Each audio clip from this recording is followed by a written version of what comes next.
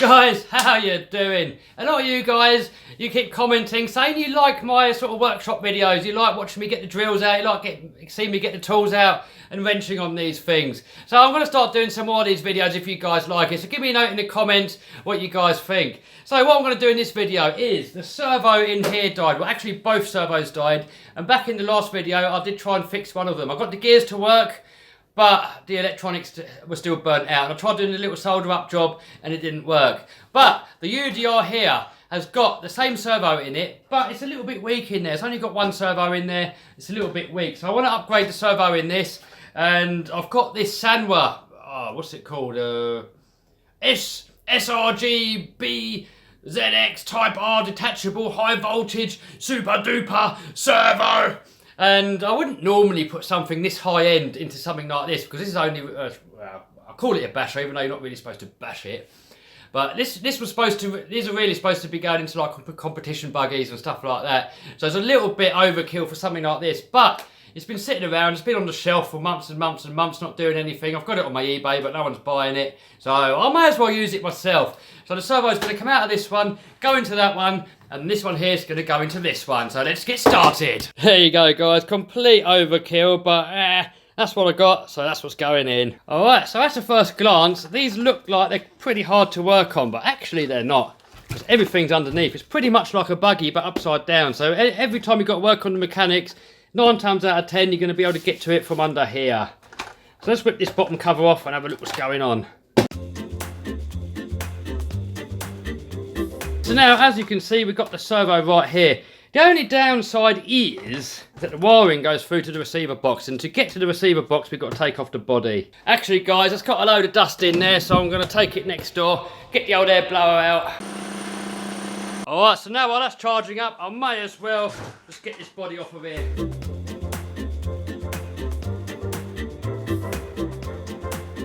By the looks of it, the whole lot could do with a good blowout.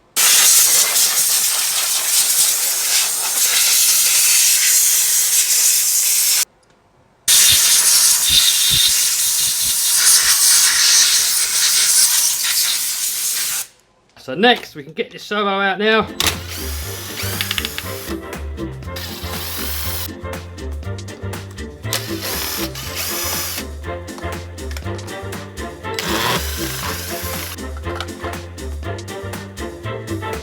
So then we've got the old servo. So now we've got to open up the new one and see what's going on. Oh, look at that, guys. That is really well made. And I'll tell you what I like about these is that this plug here is detachable. So if you ever bust this lead, all you got to do is just plug in a new one. I'll tell you what, it doesn't actually sound too healthy. Look. Brushless motor. Maybe that's why it's making that funny noise. Perfect fit. The only thing that I do suspect is that it's going to have a different spline on the servo horn. I'll do most of the screws up with this thing here. This is a D-wall impact driver, but I always do the last little bit up by hand, just so that we don't strip out any screw heads, or the threads as well. This fits on, it's going to be brilliant, but I really don't think it will. No, it doesn't. Alright, so here's all the stuff that came with the UDR. It's got a few tools, it's got this thing here, whatever that is, but there's no other servo horn. And I've got nothing else really laying around at the moment, so I think what I'm going to do is use the horn that came with this servo, just cut it down, and just hope that it lasts. I suppose if it doesn't, we have to buy a metal one from somewhere else.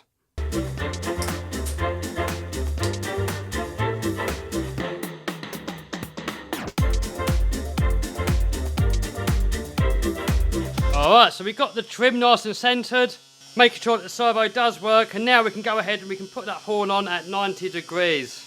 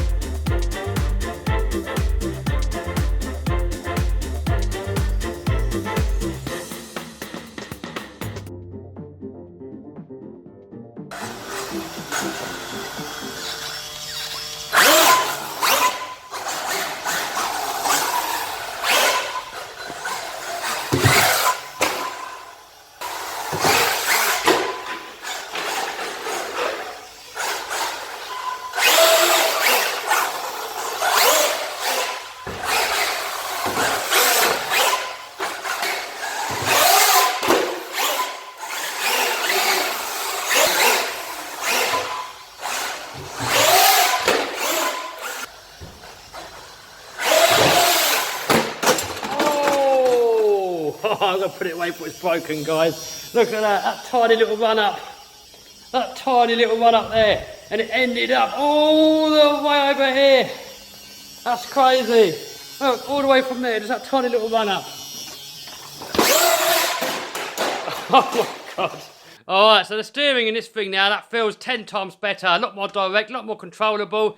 Hopefully that'll be a lot more fun to drive now. So now all I've got to do is get this servo that I've just taken out of it and put it into that e-Revo down there. Also, I've still got to sort out this TRX4 down there. That's going to be for another video. I'm going to be doing that soon. Also, I've got this bug body on here, so I've got to spray that up. This thing's going to go out for beating then. Apart from that, guys, everything else is in good working order. So we've got plenty of bashing coming up, guys. So for now, let's get on with the e-Revo 2.0. Alright, so the dead servo is that one.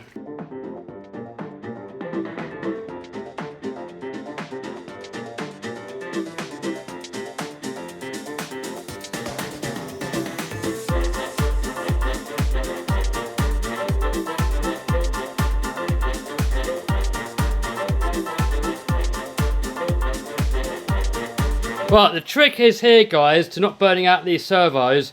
You want to get these servos on there without them fighting against each other. So it's important that you adjust these linkages so that everything sits perfectly. So that's how you kill these servos, guys, is when they're fighting against each other. So what you want to do, guys, you want to make sure that if you take one of these off, even if they're brand new out the packet, you take one of the servo horns off and make sure that that goes on easily so that you haven't got to force it to get it on. And try it across the range. So it goes full steering knock one way, make sure that goes on nice. Full steering knock the other way, and make sure that goes on nice. In this case, it actually does. So even though they are out a little bit, I think I'm gonna leave it because these are not fighting against each other. If they were, you'd hear it as well. They'd be making like a buzzing noise. So I'm just going to go ahead and put that back together again. Hopefully these servos are going to last a little bit longer. I mean, who knows? I mean, I still want to put a better servo in there.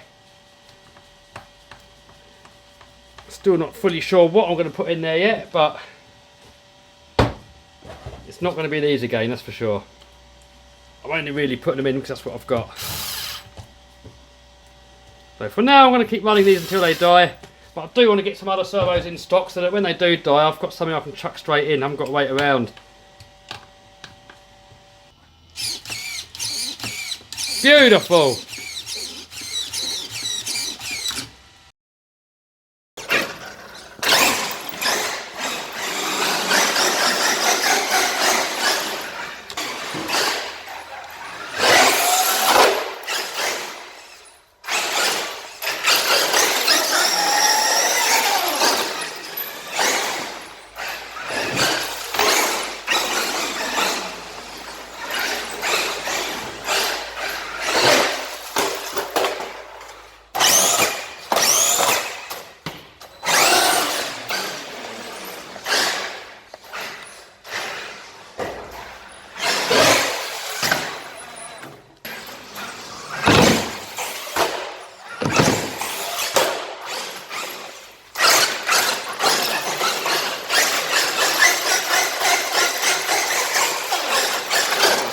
Tell you what, guys, the fans on these Traxxas ESCs are definitely better than the Hobby Wing ESCs, because this one still sounds lovely and quiet. If this was a Hobby Wing one, a few jumps, all the fins just smash off. Alright, that's it for this video, guys. Make sure you check into the description box down below. I've made an RC basher course where I teach you guys everything that I've learned in the 27 years that I've been doing RCs. So there's going to be everything in there from maintenance, tuning, modifications, all the driving styles, stunts, loads of modifications, repairs, pretty much everything that I know.